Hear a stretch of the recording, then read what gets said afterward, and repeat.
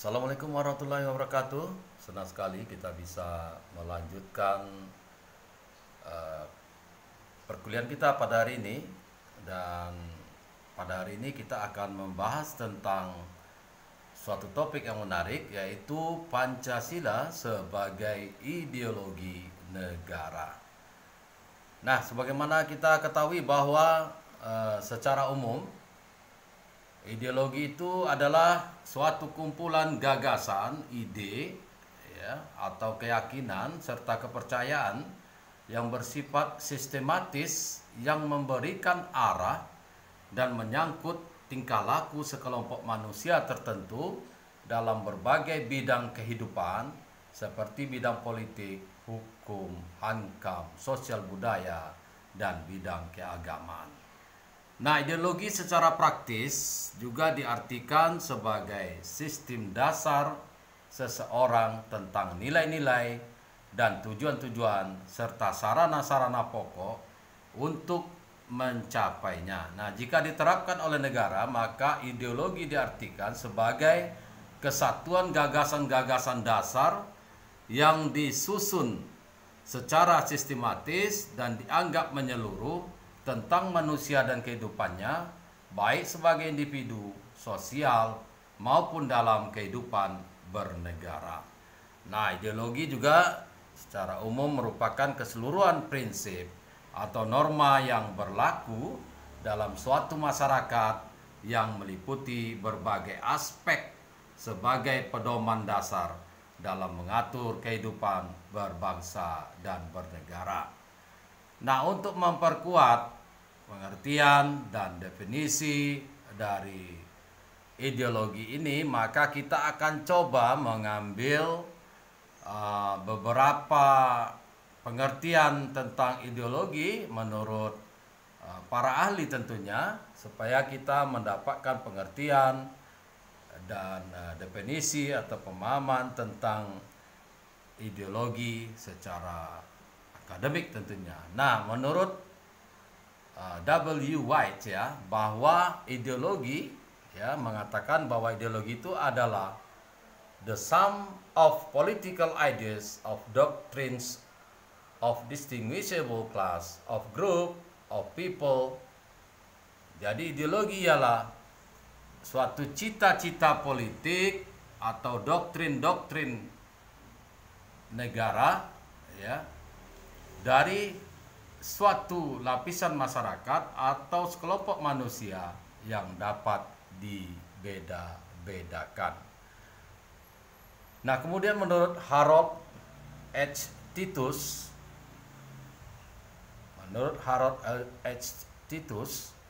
ideologi adalah a term used for any group of ideas concerning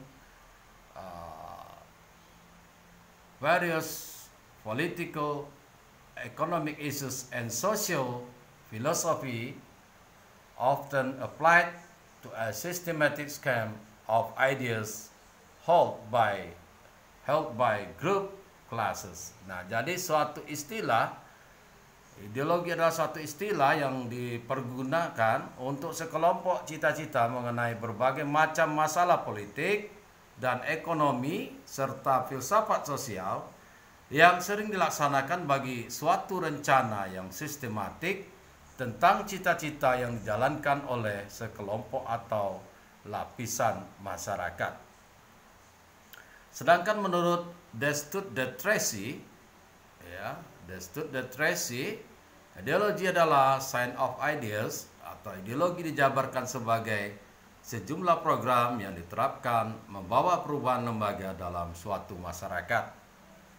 Selanjutnya menurut Kirdi di Payuda, ya, ideologi adalah suatu kesatuan gagasan-gagasan dasar yang sistematis dan menyeluruh tentang manusia dan kehidupannya, baik individu maupun sosial, dalam kehidupan negara, ya. Jadi suatu kesatuan gagasan-gagasan dasar yang sistematis dan menyeluruh tentang manusia dan kehidupannya, baik hidup individu maupun sosial, dalam kehidupan negara. Selanjutnya, menurut Ali Saryati, bahwa ideologi adalah keyakinan-keyakinan dan gagasan-gagasan yang ditaati oleh suatu kelompok, suatu kelas sosial, suatu bangsa, atau suatu ras tertentu. Nah, menurut sastra Prateja, ideologi adalah kompleks gagasan atau pemikiran yang berorientasi pada tindakan yang diorganisir menjadi suatu sistem yang teratur. Jadi itulah beberapa pengertian, definisi tentang ideologi, baik itu secara umum maupun menurut pendapat para ahli yang bisa kita jadikan panduan mengenai apa itu ideologi, ya, secara definisi, secara pengertian maupun secara maknanya. Dan di samping itu semua definisi-definisi pengertian-pengertian yang ada di buku panduan tentu itu dapat diambil juga untuk mengapakan kegiatan untuk memahami ideologi ini. Dan apa yang disampaikan pada hari ini adalah pengembangan, perluasan dari apa yang ada di buku modul tentang Pancasila sebagai ideologi negara. Jadi bisa di-combine, disatukan antara definisi yang ada di dalam buku panduan ya menurut para ahli yang lain barangkali, atau definisi secara umum yang lain, disatukan dengan apa yang telah disampaikan pada materi ini sebagai pengembangan dari modul atau buku panduan tersebut. Baik, selanjutnya kita berbicara tentang unsur-unsur ideologi, ya. Unsur-unsur ideologi, ada beberapa ahli yang menyampaikan bahwa unsur-unsur dari ideologi adalah, ya, sebagaimana dikatakan oleh Kunto Wibisono. Adapun unsur-unsur dari ideologi menurut Kunto Wibisono bahwa ideologi harus memiliki unsur-unsur. Yang pertama adalah keyakinan, yang kedua adalah mitos, yang ketiga adalah loyalitas.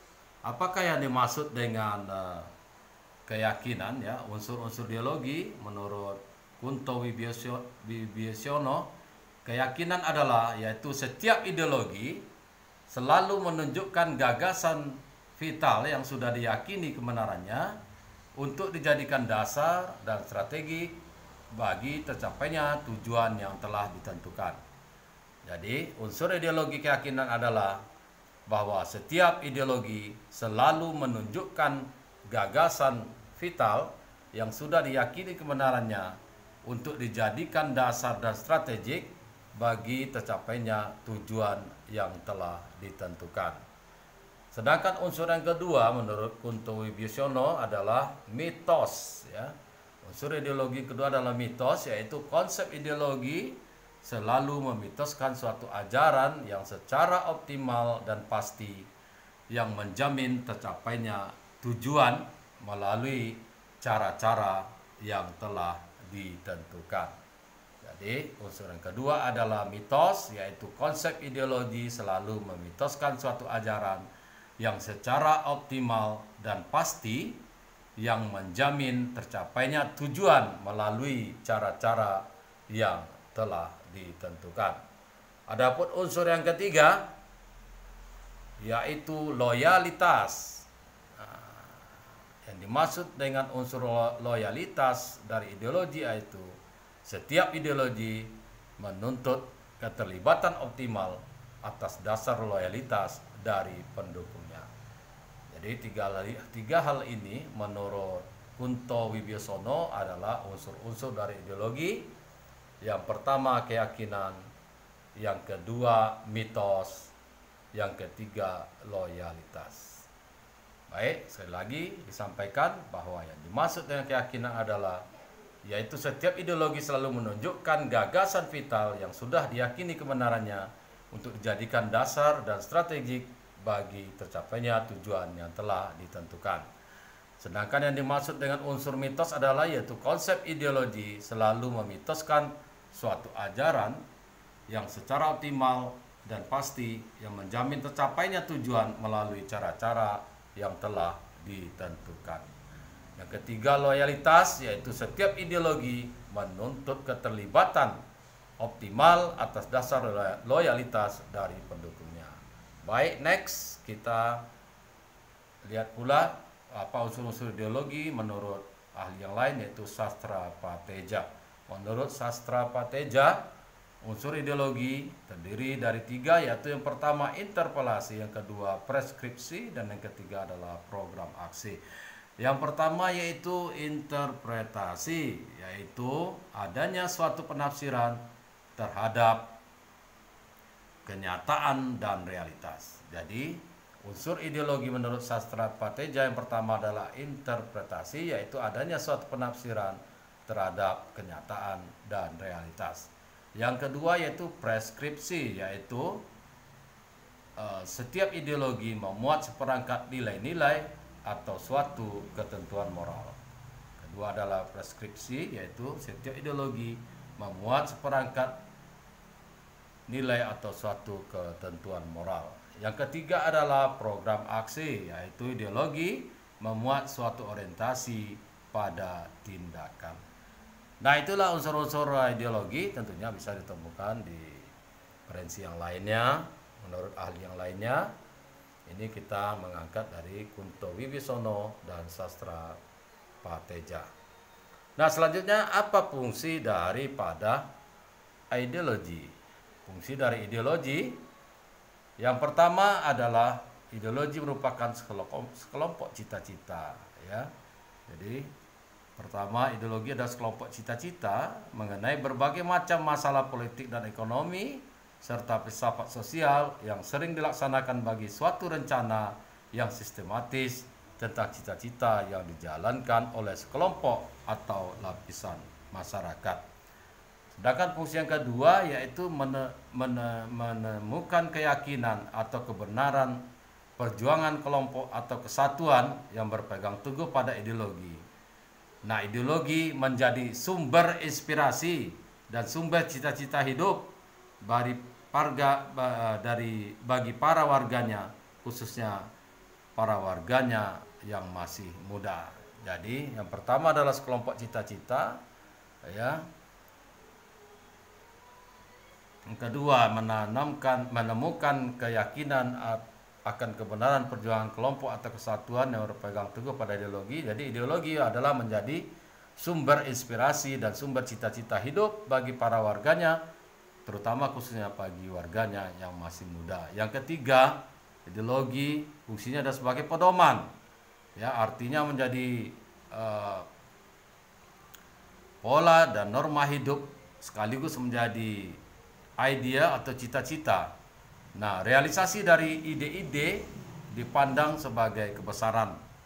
Nah, kemuliaan manusia dengan melaksanakan ideologi, manusia tidak hanya ingin, ya, melakukan apa yang disadari sebagai kewajiban, karena dengan ideologi maka manusia mengejar suatu keluhuran. Jadi ideologi adalah sebagai pedoman, sebagai pola dan norma hidup, sekaligus sebagai idea dan cita-cita, di mana, ya, dengan adanya ideologi manusia tidak hanya ingin melakukan apa yang disadari sebagai kemampuan karena kewajiban, karena ideologi manusia juga mengejar keluhuran. Jadi ada ideologi manusia juga, ya, mengejar keluhuran. Baik, selanjutnya next. Nah, jadi ada berapa fungsi, ya, yang kita lihat. Tentunya sebagai pedoman, ya, dalam kehidupan kita. Kalau ideologi itu merupakan pedoman dalam kehidupan kita bermasyarakat, berbangsa dan bernegara untuk mewujudkan cita-cita yang telah ditetapkan bersama.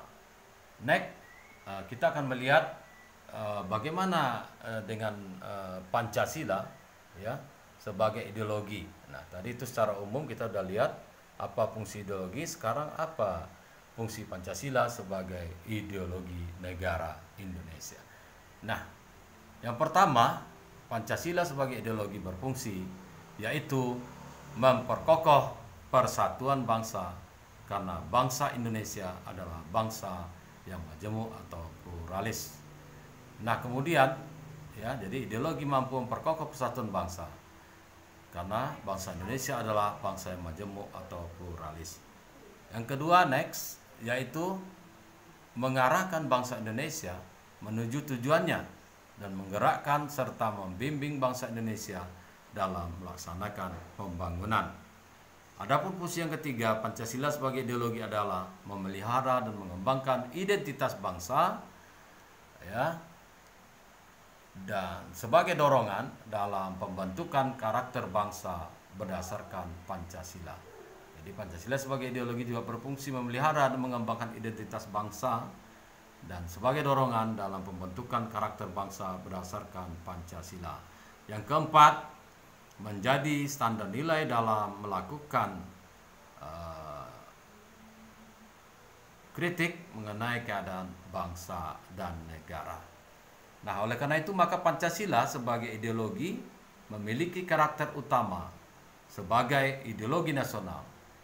Ideologi ini adalah merupakan pandangan dan metode bagi seluruh bangsa Indonesia untuk mencapai tujuan cita-citanya, yaitu masyarakat yang adil dan makmur, sejahtera lahir dan batin, dunia dan akhirat. Kemudian Pancasila adalah ideologi kebangsaan karena digali dan dirumuskan ya untuk kepentingan membangun negara Indonesia. Sekaligus Pancasila memberi pedoman bagi seluruh warga masyarakat bangsa Indonesia dalam membangun pertalian batin antara warga negara dengan tanah airnya. Nah, itulah fungsi Pancasila sebagai ideologi. Selanjutnya, Pancasila juga disebutkan sebagai ideologi terbuka. Mengapa Pancasila disebut sebagai ideologi terbuka, bukan sebagai ideologi tertutup? Nah, Pancasila disebut sebagai ideologi terbuka karena ideologi Pancasila dapat menerima dan mengembangkan pemikiran baru dari luar yang tidak bertentangan dengan nilai-nilai dasar Pancasila. Jadi Pancasila tidak tertutup ya dengan pemikiran-pemikiran baru dari luar asalkan tidak bertentangan dengan nilai-nilai dasar Pancasila. Itu menandakan bahwa Pancasila, ideologi Pancasila adalah ideologi terbuka.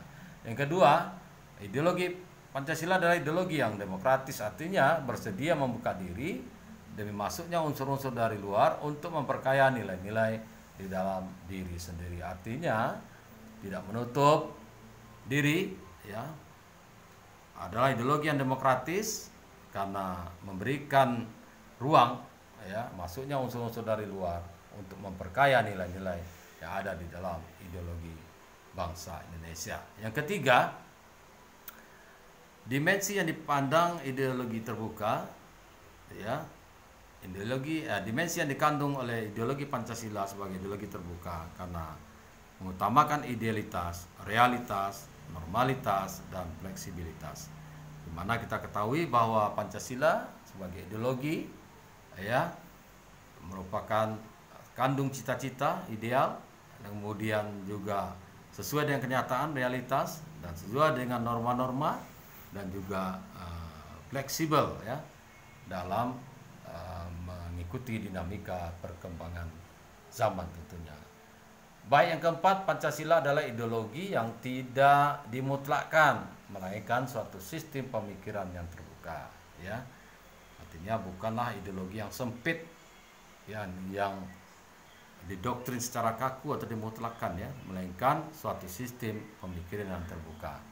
Nah, oleh karena itu maka adapun ciri-ciri ideologi terbuka itu secara umum ya, kita sudah mengetahui bahwa Pancasila itu adalah ideologi terbuka, tapi ciri-ciri ideologi terbuka dari suatu ideologi yang pertama adalah merupakan kekayaan rohani, moral, dan budaya masyarakat, bukan keyakinan ideologis sekelompok orang, melainkan hasil musyawarah dari konsensus masyarakat itu sendiri.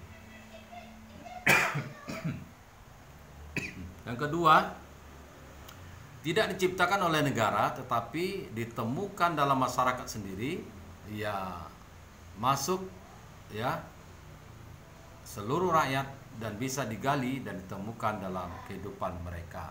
Yang ketiga, isinya tidak langsung operasional di mana setiap generasi baru dapat dan perlu menggali kembali falsafah tersebut dan mencari implikasinya dalam situasi kekinian mereka. Yang keempat, tidak pernah membatasi kebebasan dan tanggung jawab masyarakat. Yang kelima, menghargai pluralitas sehingga dapat diterima warga masyarakat yang berasal dari berbagai latar belakang, budaya, dan agama. Nah, keterbukaan ideologi Pancasila tentu ada batas-batasnya dan tidak boleh dilanggar, yaitu yang pertama yaitu dibatasi oleh apabila ideologi dibatasi dengan stabilitas nasional yang dinamis. Yang kedua, larangan terhadap pandangan ekstrim yang menggelisahkan kehidupan masyarakat. Jadi walaupun ideologi Pancasila ideologi terbuka, namun ada batas-batasnya ya. Keterbukaan itu apabila menyangkut stabilitas nasional yang dinamis. Yang kedua adalah larangan terhadap pandangan yang ekstrim yang menggelisahkan kehidupan masyarakat.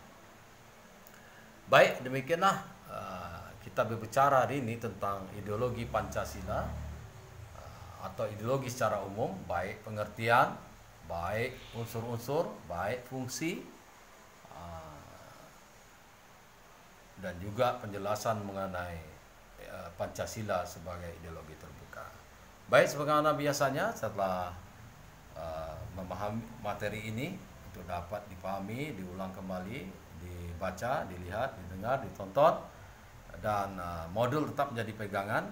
Dan apa yang disampaikan ini adalah pengembangan ya dari modul yang ada, penambahan referensi kita. Dan sebagaimana biasa tugasnya pada hari ini, karena kita bicara tentang Pancasila sebagai ideologi negara, maka tugasnya ada dua. Yang pertama, buktikan bahwa Pancasila merupakan sebuah ideologi. Yang kedua, buktikan bahwa Pancasila adalah ideologi terbuka. Baik, terima kasih atas perhatiannya. Mudah-mudahan bisa dipahami. Sampai ketemu pada kesempatan yang akan datang. Assalamualaikum warahmatullahi wabarakatuh.